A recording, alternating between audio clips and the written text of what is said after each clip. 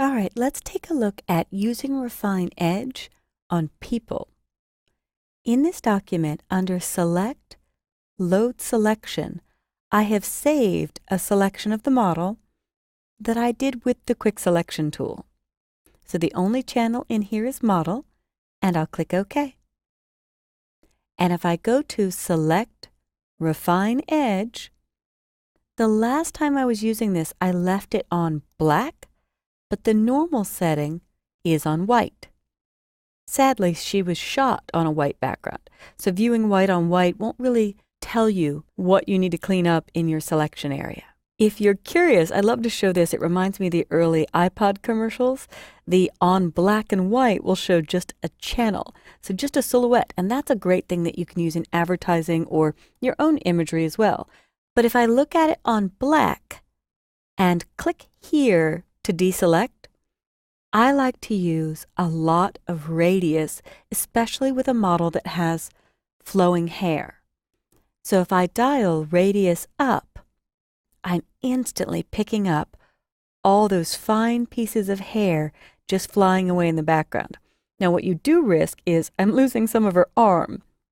And this lighter black on her shoulder, the radius is so intelligent it tapers the opacity or the transparency at the edge.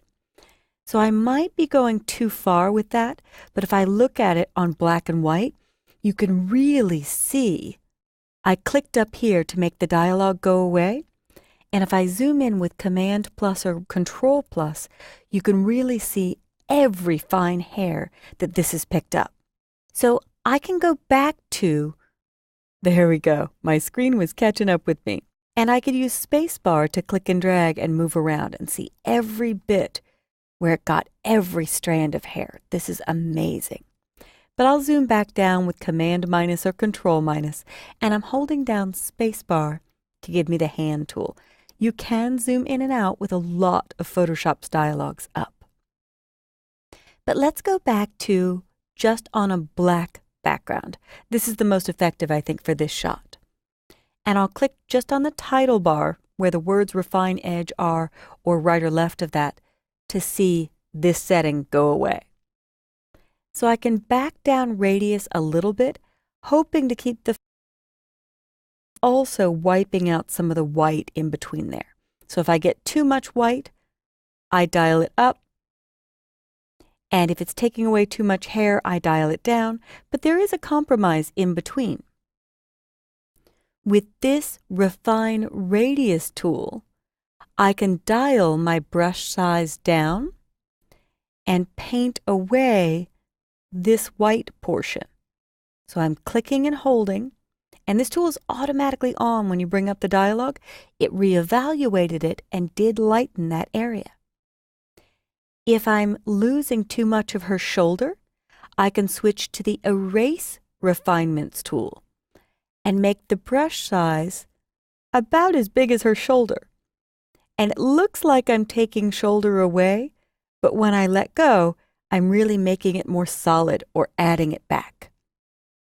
So if I wheel down with my mouse, I could do the same with her arm, help protect it using Refine Edge. And it reevaluates all surrounding areas.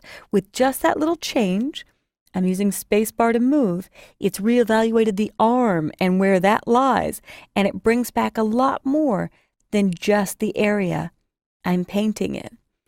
I try very carefully not to cross outside of her. Don't go outside the object and you won't get too many halos outside the edge. So her hand is back. I'm using spacebar just to scoot around. I'll check the other hand, but it really depends on where you're going to use this, how much you'll have to bring back. And I could switch to Refine Radius, the opposite, which should take more of this white away. And this one, I can actually cross over the edge, and Photoshop will reevaluate that. I'm going to let it go because on this, I'm dropping her into a new background, and the opacity on this, I think, is okay. In fact, I could dial radius up a little bit more. It would cut more away. But if I use Smart Radius, there's a checkbox here. This will attempt to keep more solid edges inside the shape you're selecting. And just to let my perfectionist kick in, I will come back and erase refinements on this part of her arm, and then I'll contract the whole selection so I don't get a glowing edge along her. So Shift Edge, I'll pull in just a little bit, and it looks like that edge may be a clear highlight. If it's not going away when I shift the edge, then I can't help it here, and I'll help it on a mask later. You can create a glow on her by shifting the edge into the positive and pulling in some of the white background, which actually isn't a bad effect for where she's landing. But I'll shift the edge just a little bit inside. I could try refine radius along this arm, now just crossing at the arm edge.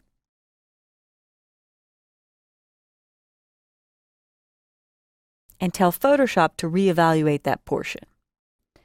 If I fit in window, I think I'm happy with this. In fact, when I look at it on layers, you really don't see all of that peaking, but I know she's going to end up on a mask, so that peaking won't hurt me, especially where she's going to land. So when I'm finished, it doesn't matter what I leave this on. I could use on black one last time and do a little bit of smoothing, which just popped away that edge. Don't work too hard. Try all of the settings in the dialog. I forget that sometimes. I play with smoothing and contrast to get a sharper edge, and it will help the edges in between and any pixel halos you may get. So if I dial smoothing back to 0 and zoom in, there's a bit more of that halo. Dial it up just a bit. Now it's gone.